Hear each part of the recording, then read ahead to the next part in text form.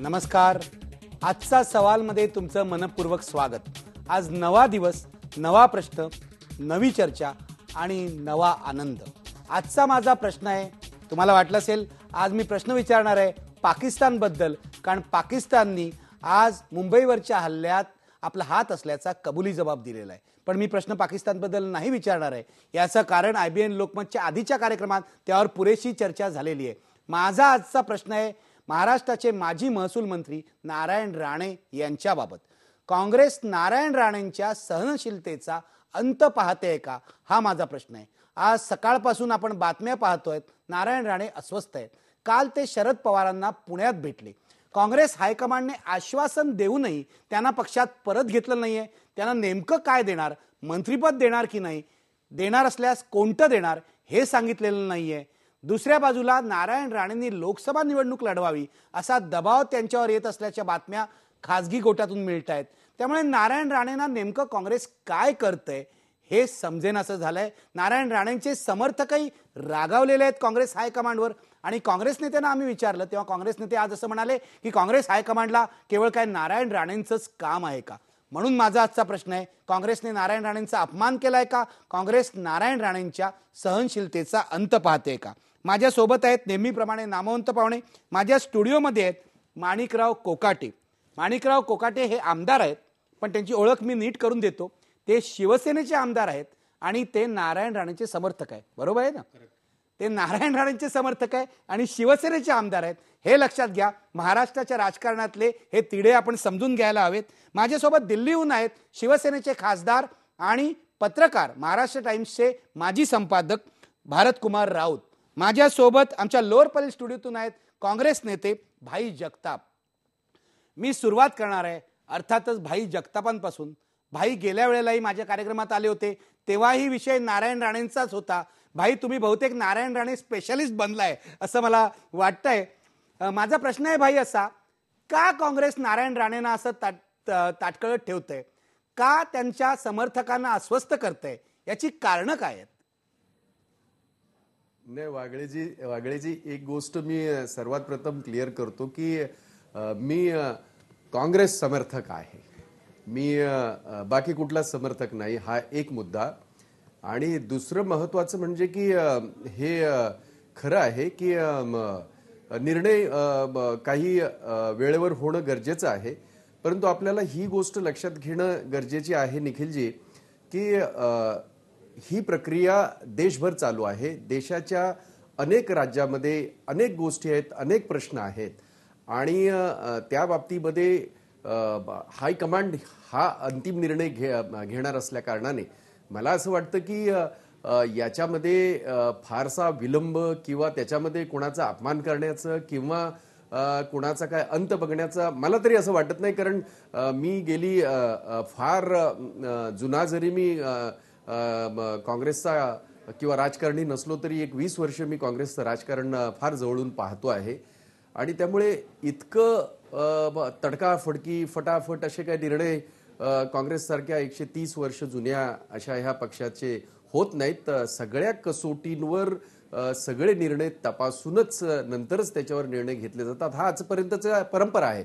म्हणजे हे काय नारायण राणेंसाठी काय वेगळं मापदंड दाखवण्यात आलंय असं म्हणता येणार नाही. आपण एक गोष्ट आणखीन म्हणालात ती फक्त आपल्याला दुरुस्त करण्याचा प्रयत्न करतो. आपण असं म्हणालात की नारायण राणेंचा अपमान काँग्रेस करण्याचा प्रयत्न करत आहे का, तर त्याचं उत्तर नाही म्हणून येतं. उलट नारायण राणेंनी काँग्रेसच्या नेतृत्वावर प्रचंड टीका केलेली आहे. त्यामुळे त्यांचा अपमान करण्याचा प्रश्नच येत नाही. त्यांनी किंबहुना नेतृत्वावर टीका करून किंबहुना काही नेत्यांचा अपमान केलेला आहे असं मला स्पष्टपणे या ठिकाणी सांगावंसं वाटेल. अगदी नारायण राणेंनी सोनिया गांधी सकट सर्व हायकमांडवर टीका केली होती. नंतर त्यांनी शब्द मागे घेतले, हायकमांडशी जुळवूनही घेतलं. तरी सुद्धा माणिकरावजी मला तुम्हाला विचारायचं, तरी सुद्धा नारायण राणेंना हायकमांड आपल्या पदरात घेत नाहीये. काय कारण आहे मला सांगा. भाई म्हणाले अपमान करत नाहीये, पण मला नारायण राणेंच्या समर्थकांनी असं सांगितलंय की हा त्यांना अपमान वाटतोय. आपला नेता मोठा आहे, आपला नेता ताकदवान आहे, तरी सुद्धा हायकमांड त्यांना असं वागवतंय. तुम्हाला नाही का वाटत नारायण राणेंवर अन्याय होतोय म्हणून. प्रश्न असा आहे की मी माझं राजकारण सुरुवात काँग्रेस पक्षातून केली आहे. अच्छा, तुम्ही काँग्रेस पक्षातनं केलंय. मी सुरुवातच माझी काँग्रेस पक्षाने झाली. मी गेली 25 वर्ष या काँग्रेस पक्षाला अतिशय जवळून ओळखतो. काँग्रेस पक्षाच्या सगळ्या पदाधिकाऱ्यांना, नेत्यांना पक्ष वाढला पाहिजे असं त्यांना कधीच वाटत नाही. वाटत नाही. त्यांना वाटत नाही. आपलं कसं होईल, आपला स्वार्थ कसा लागेल आणि माझं काय होईल यामध्ये सगळे नेते गुंतलेले आहेत. पक्षाच्या भल्यासाठी कोणी विचार करत नाही. आणि नारायण राणे हे अत्यंत संवेदनशील नेते आहेत. त्यांनी जे काही बोललं गेलं ती त्यांची उत्स्फूर्त प्रतिक्रिया आहे. संवेदनशीलता काँग्रेस पक्षामध्ये शिल्लकच राहिली नाही. म्हणजे काँग्रेस पक्ष बोथट झालाय असं तुमचं म्हणणं आहे? बोथट झालाय म्हटल्यापेक्षा गेंड्याच्या कातडीचा झालाय. काँग्रेस पक्ष वेळेचा फायदा, चाणाक्ष पद्धतीने वेळेचा फायदा घेऊन ते कॅश करत नाही असं माझं मत आहे. मी स्वर्गीय इंदिराजी गांधी पंतप्रधान असतानापासून NSY मध्ये, नॅशनल स्टुडंट्स युनियन ऑफ इंडियामध्ये काम करतो. नंतर तुम्ही शिवसेनेत गेलात. नंतर कालांतराने मी राष्ट्रवादीमध्ये काही दिवस गेलो होतो. नंतर I am founder of Rashtravadi. नंतर शिवसेनेत गेलो. ते ठीक आहे. तो बऱ्याच पक्षांचा अनुभव तुम्हाला आहे, त्यामुळे तुम्ही सर्वच पक्षांचा अनुभव असं समजा तुम्ही. मग मला सांगा नारायण राणेंबद्दल. नाही, नारायण राणे अतिशय संवेदनशील आणि प्रामाणिक नेते आहेत. त्यांच्या संदर्भामध्ये काँग्रेस वेळ काढूपणा जो करते ते काँग्रेसच्या दृष्टीने धोक्याचं आहे. काँग्रेसने जे काय करायचं ते त्यांना सांगावं ना. राणे का त्यांच्या दारात जाऊन बसले नाही आणि माझा विचारच करा आणि माझं काहीतरी तुम्ही पुनर्स्थापित करा मला, असं काही राणे म्हटले नाही. राणेंचा प्रामाणिकपणा, मी काँग्रेसमध्ये आहे, काँग्रेस वाढावी, काँग्रेसला मोठं करावं, हा त्यांचा प्रामाणिकपणा आहे.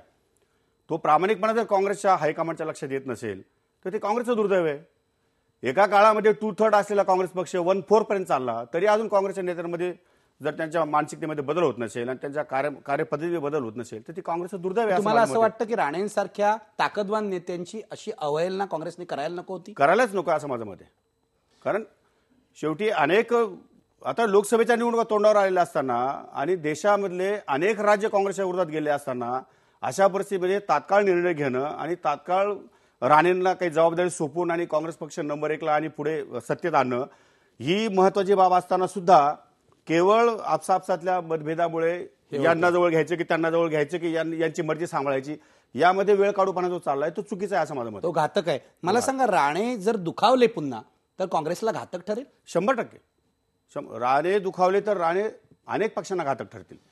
भाई, तुम्ही उत्तर द्यायला हवं. काँग्रेसलाच नव्हे, अनेक पक्षांना राणे घातक ठरतील आणि तुमच्या पक्षातल्या नेत्यांच्या स्वार्थामुळे राणेंची ही अवहेलना होते असं माणिकराव कोकाटे यांचं म्हणणं आहे. निखिलजी, असं आहे की हे त्यांचं म्हणणं आहे. त्यांच्या पद्धतीने आपण कुठच्या याच्यातून अँगलमधून पाहतो त्याच्यावर ते सगळं अवलंबून आहे. एक गोष्ट मी या ठिकाणी नम्रपणे सांगू इच्छितो. नारायण राणे हे अतिशय मोठे नेते आहेत, याबद्दल काही कुणाचं दुमत असण्याचं काही कारण नाही आणि त्यांची स्वतःची एक वेगळी ताकद आहे, याबद्दलही काही दुमत असण्याचं कारण नाही. परंतु मी जसं म्हणालो त्याप्रमाणे की नारायण राणेमुळे काहीतरी काँग्रेसचं काही नुकसान वगैरे अशा प्रकारचं जे काही वक्तव्य केलं जातंय हे तितकंसं खरं नाहीये. त्याचं कारण असं की येस, त्यांच्या काही विशिष्ट भागामध्ये ते ताकदवर आहेत. हे मला सांगण्याची किंवा माझ्या सर्टिफिकेटची गरज नाही. कोकणातल्या काही विशिष्ट भाग आहे, काही अनेक इतर भाग आहे. जसं आता माणिकराव बसलेले आहेत तिकडे, आमचे हे ठाकरे बसलेले आहेत, हे सगळे कोकाटे बसलेले आहेत, तो भाग म्हणजे हे नाकारतच नाही मी. परंतु आपण एक लक्षात घ्या निखिलजी की ज्या वेळेला शरद पवारजी सुद्धा काँग्रेसचं याच्यामधून शरद पवारजींना सुद्धा जेव्हा काढण्यात आलं होतं त्यावेळेला शरद पवार एक वेगळ्या उंचीचे नेते, देशाचे नेते आहेत, हे तुम्हाला आणि आम्हाला नाकारता येत नाही. आणि त्यांच्या बाबतीत सुद्धा निर्णय घेताना, विलासरावजींच्या बाबतीमध्ये सुद्धा निर्णय घेताना, अनेक नेत्यांच्या बाबतीमध्ये देशातल्या, ही मी महाराष्ट्रातली उदाहरणं सांगितली, त्यांनाही प्रतीक्षा करावी लागली होती. बरोबर इतिहास सांगितलात तुम्ही भाई. मोठमोठ्या नेत्यांना काँग्रेसने प्रतीक्षा करायला लावली आहे. पण मी आता जातोय दिल्लीला. भारतकुमार राऊत आहेत माझ्यासोबत. भारतकुमार राऊत यांचा पत्रकार म्हणून अनुभव सुद्धा अनेक वर्षांचा आहे आणि आता ते शिवसेनेचे खासदार आहेत. राऊत, राणेंना जी ही वागणूक काँग्रेस देत आहे त्याचं तुम्ही विश्लेषण कसं कराल?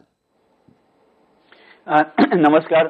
मी खरं म्हणजे 2 टोप्या घातलेल्या आहेत. मी आता शिवसेनेचा खासदार आहे हे तर खरंच आहे, परंतु गेली अनेक वर्षात एक बऱ्यापैकी कारकीर्द असलेला असा मी पत्रकार सुद्धा आहे. आता मी जे काही बोलतोय ते पत्रकार म्हणून माझी जी काही निरीक्षण आहेत त्याच्याबद्दल मी बोलतो. तुम्ही अगदी चांगला प्रश्न विचारलात की याचं पृथक्करण आपण याचं विश्लेषण आपण कसं करणार. मला असं वाटतं की जे काही राणेंच्या बाबतीत चाललेलं आहे याच्यात मला नवखं किंवा अनोखं असं काहीच वाटत नाहीये. काँग्रेसची जी नीती आहे, काँग्रेसची जी कार्यपद्धती आहे त्याप्रमाणेच चाललेलं आहे.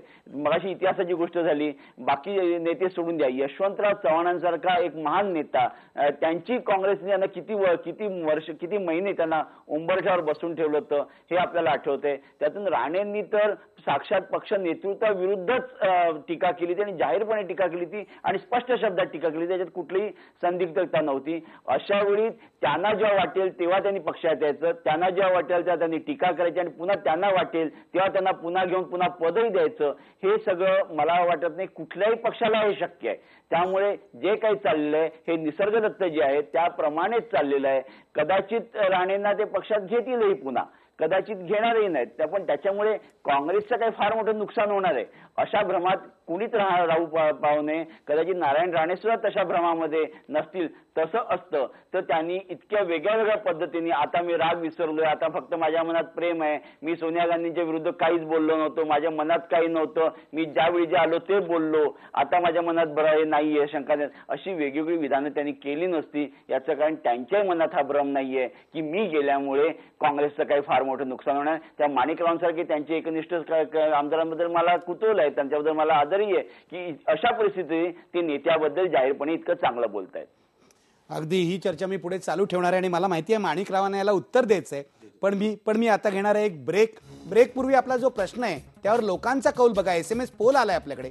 काँग्रेस नारायण राणेंच्या सहनशीलतेचा अंत पाहते का? पडद्यावर पाहू शकता तुम्ही. होय म्हणतायत 86% लोक. याचा अर्थ काय तो आपण समजून घेतला पाहिजे. घेऊया एक ब्रेक. पहा फक्त IBN लोक.